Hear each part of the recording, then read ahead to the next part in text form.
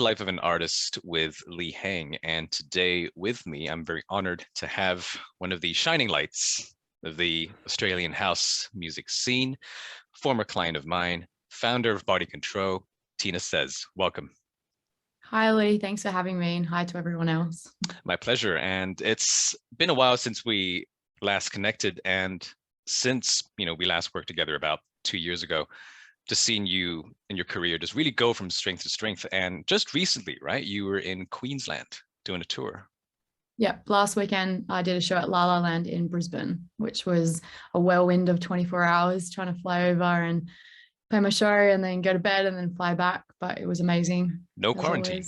No quarantine, was it? So everyone keeps saying the same thing because, and I've like studied this to see. So if a state is in very low risk, then you can come back into WA without quarantining. Yep. If it's in low risk, you have to quarantine. And if it's in medium or high risk, then you have to get an approval to get back in. Yeah, just a brief tangent from here. My band back in Hong Kong is called Omicron. Oh no. Yeah, imagine that. The thing that's come from this is that we've been generating so much more traffic. Good. Yeah, which is good. We're capitalizing on this, and it's obviously our band, we're not about, we're not based off the virus, and that's not what we want people to think. But whether it's for the right or wrong reasons, we've been getting the views, and we're just like, okay, well, let's release a song to go with this. Spread some positivity, right? At the end of the day, music is the universal language, right? People are gonna vibe with it. And so the past week for me it has been pretty crazy. Interview with Rolling Stone magazine. Oh wow. Yeah, like just right off the bat, huge. like it's huge. Yeah, it's that's like a milestone for most artists.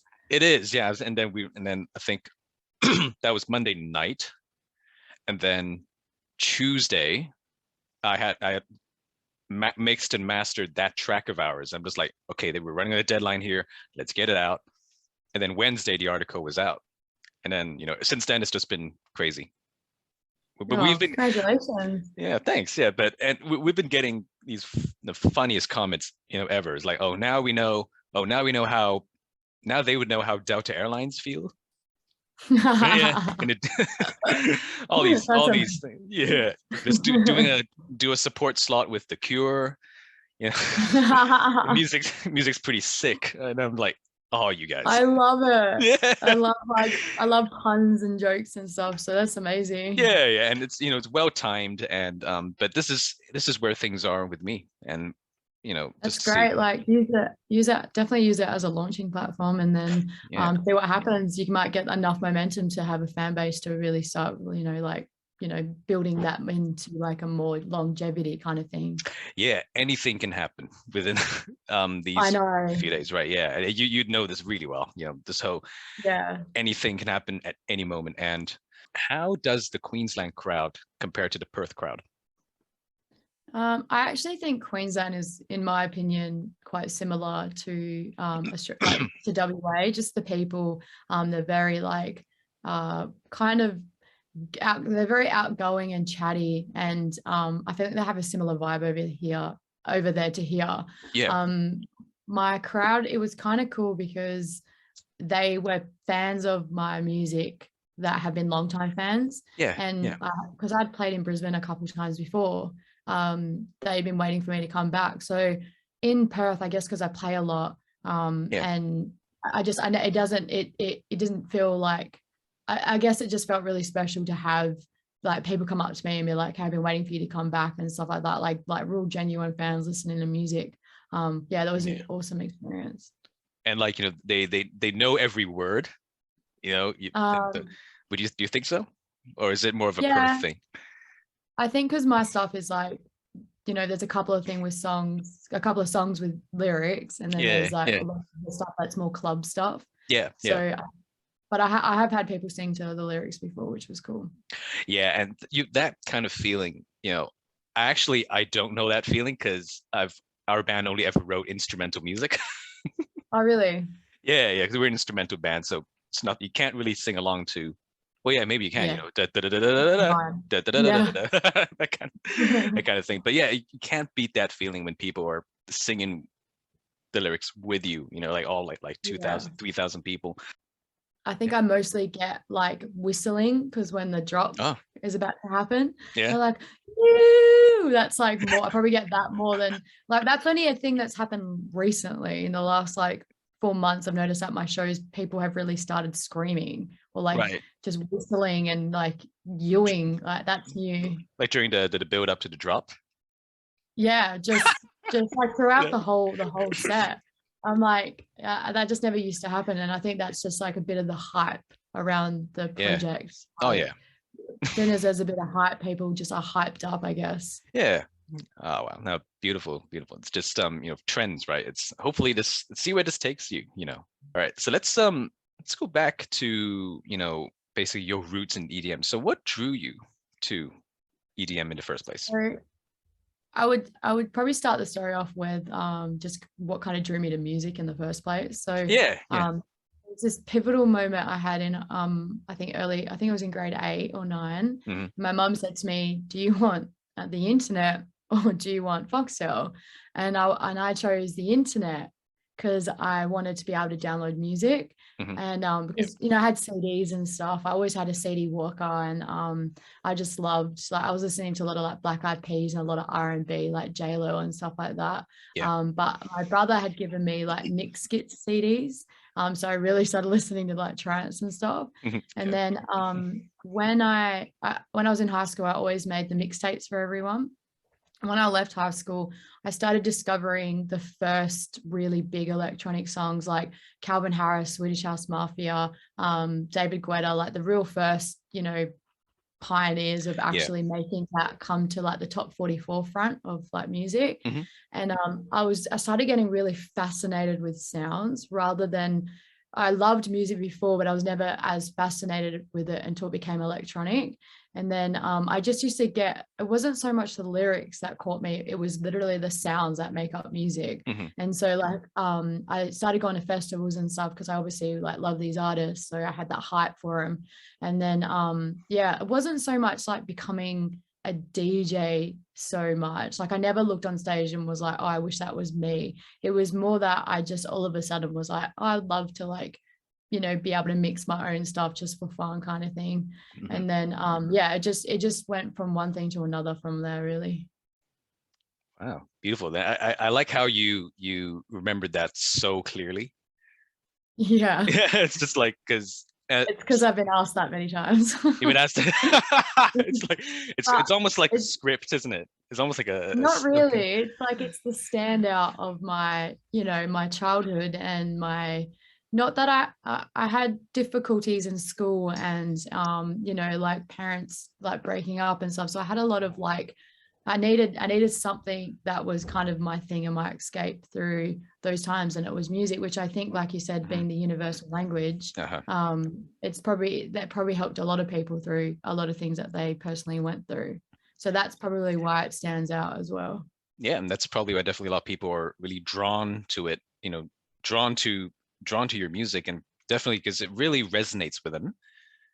Perhaps gives them some kind of escape as well, whether or not, you know, whatever they are escaping from, you know, because it is the universal language, and it doesn't matter where you're from or which genre, right? You know, because we don't do the same genre, but then it's, you know, the goal is the same, where you really just want to impact others through the music. And it's how it makes them feel. So being house music, dance floor, it's like it's your place to escape like real life problems and just dance, because how dancing to me is like what I love doing. When I, like, even now, like when I dance, I feel so free of everything. I don't feel stressed, I don't feel emotional, I just feel good. So to be able to like give that to a crowd was initially why I really I love DJing. Like seeing people dance to the music I selected was such a good feeling. I was like, oh my God, like, that's it. And very few feelings beat that, to be honest, when you have that connection with the crowd. And have you done silent discos, or is that something that's not anymore? Not anymore. Okay. 5 or 6 years, probably in like 2016 was the decision to stop doing them. I did the rounds as a DJ for like 4 years. I did anything that came my way, you know, the 2 a.m. night shift and the silent discos and the support slots, even though I still do support slots now, but like, I just took whatever I could. And the best thing about it was I learned how to handle any situation with any style of music. And so I did do silent discos through that. But as I started to establish myself as an artist and someone that's worth booking, and trying to reach for that higher trajectory, I had to stop. I stopped doing them. I was happy to, by the way. I guess the real value that people can get from this is to take the opportunities that come your way and really just to get your foot in the door and be proactive. And the best thing is like I can handle any situation now, and I'm not DJing like I can do it probably blindfolded because I've just been through everything. Like I've been through equipment playing up to crowds not being there, to my USB not having enough music, to not being prepared enough, to like everything. So now I know how to do it, know how to be prepared. And for one example was I played, probably one of my favorite sets I played was at Habitat Botanical Gardens. And my stage had too much happening off one power source and the whole stage just like switched off and in the middle of my set, and it was just getting heated, like, and I had such a good crowd there as well. And my friend who is actually into music and my partner who's an electrician, they ran over and was like fixing it for me because there was no one at the stage. But it happened 2 more times. But instead of freaking out like maybe I would have years ago, I just like yelled out to everyone, be like, we're sorting it out, like it won't be long. And then I put the music back on and then I jumped on the mic and I was like thanking everyone for staying. And I just like got through. Instead of like, I could have gotten upset, I could have been a diva and chucked a dummy, but I just knew how to handle that situation, that there was no one at fault. That can happen to anyone. Yes, it could happen to anyone. That's beautiful to hear, because adaptability definitely something that the listeners, the viewers could take away from this is to respond to the situation instead of reacting, going, oh my God, and and just really making a fuss about it, because they've paid to see the show and it's good vibes, and at the end of the day, they go to the show because they want to enjoy the show. And I think for something like this to happen, it can happen, and it can happen to anyone. Honestly. And I've seen it happen to artists firsthand, and I've seen them react and be a diva. That's the only way I can put it. And to be honest, I lost a bit of respect because I'm like, if that's, how you're gonna, like, of course it sucks if the deck's not working or if something's happening, it sucks. But if you can't adapt while you're being looked at and you're actually performing to people, like, what are you doing? Like, why the promoters are doing the best they can to have everything set up as well as possible. So all you can say to them is like, hey, this has happened to me, can you make sure it doesn't happen again? Or but some things just can't be helped. And if you can't handle high pressure situations, you're in the wrong industry, I think. Yes. You've got to have like a plan B or plan C, like have something else up your sleeve other than just a show. So this reminds me of a situation where there's a rock artist, metal artist called Devin Townsend. Have you heard of him? No, Devin Townsend. So his equipment broke down, I think, at a festival, and his roadies were, the techs, they were all trying to fix it, and he did half an hour of stand-up. Stand-up improv, and he pulled it off so well, because he was already this funny, wacky guy, and everything he said was hilarious and relatable, and people just saying that. I love that. It's just like that was the show. What I think I'd do, I'd start like singing a song, like a wimble, get everyone to come in. That's probably my only other talent. and mix that into a track or something. As soon as all the power came back on.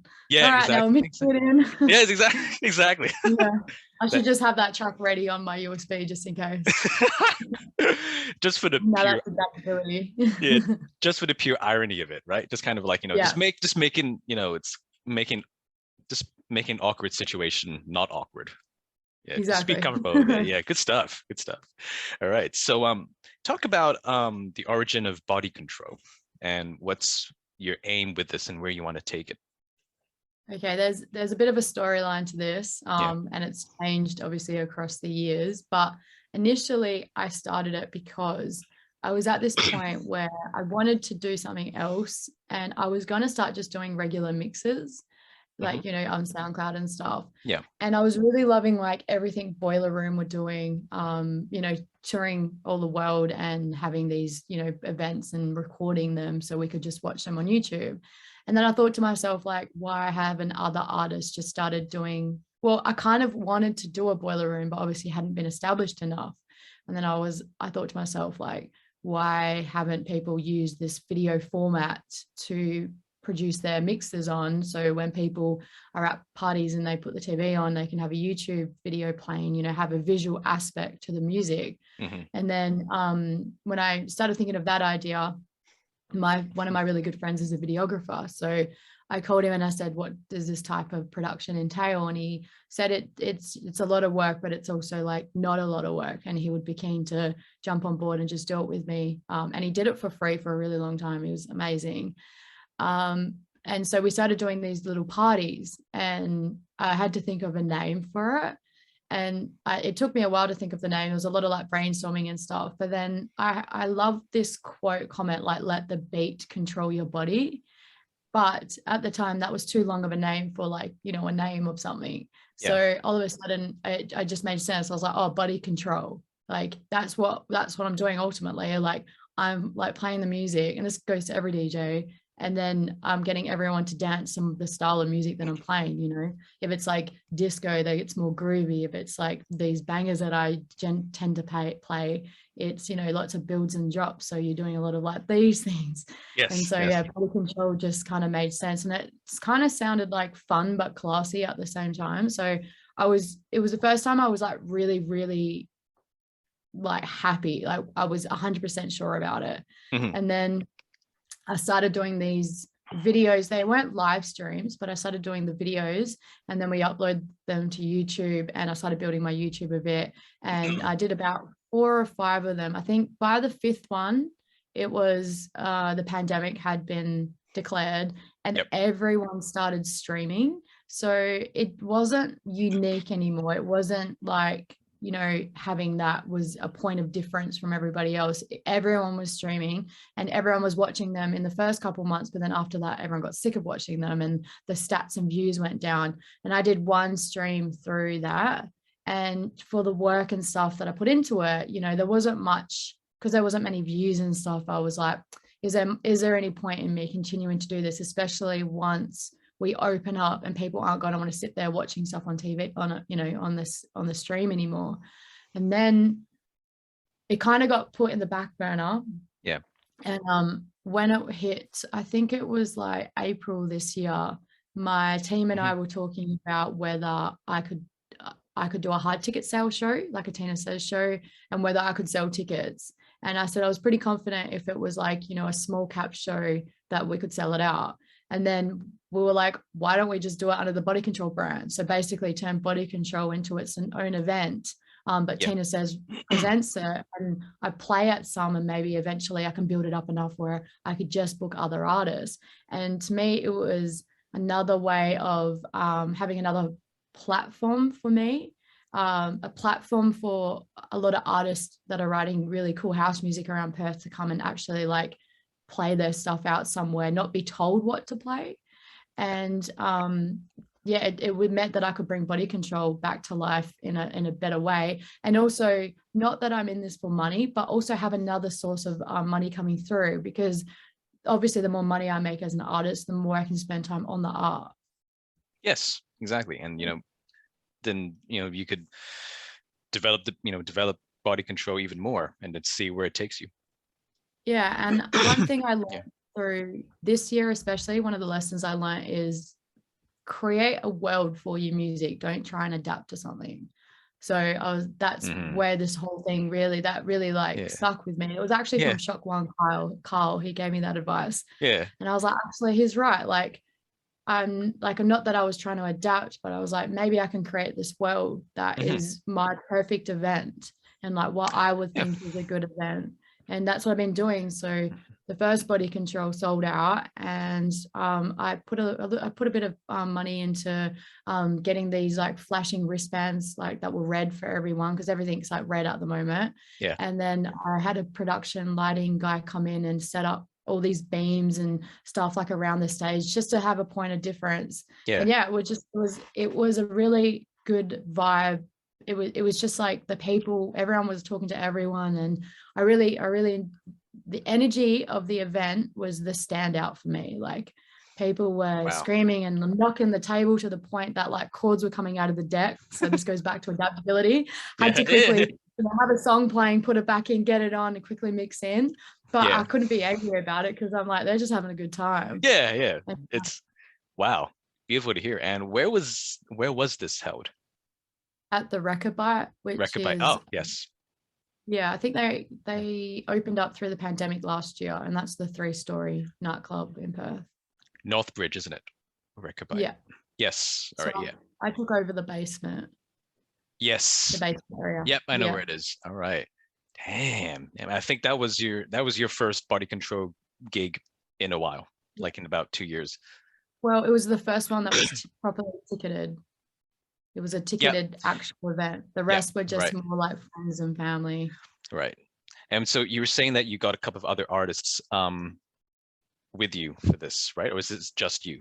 Yeah. No, it was so I got a couple of local artists. Right. 2 that are writing music. I usually get 2 that are actually trying to establish themselves. Right. And then the others are just their DJs doing really cool stuff. Good stuff. Yeah. I could see Body Control, becoming one of the mainstays for you, like moving forward, getting this, really just promoting this kind of movement and brand. Is that where you're looking to take it? Like just really? I think so.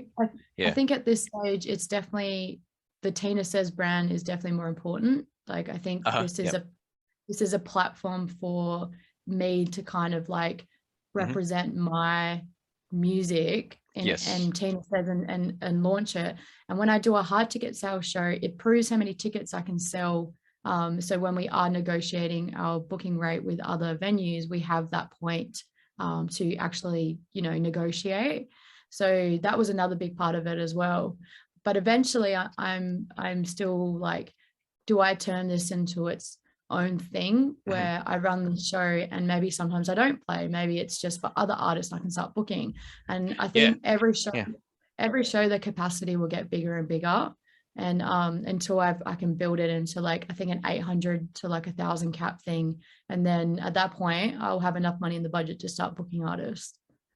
Good stuff. So obviously you've been planning this really well, moving forward. Oh man, my brain never stops ticking. Hey, that's the life of an artist, right? We're constantly, thinking, what's the next move? We're juggling a million things at the same time. Yeah, it can get overwhelming. I can say that. Yes, it can. That's why journaling has been my lifesaver. Journaling. So I'm gonna touch on that later, but yeah, go on. Okay. We can talk about it later.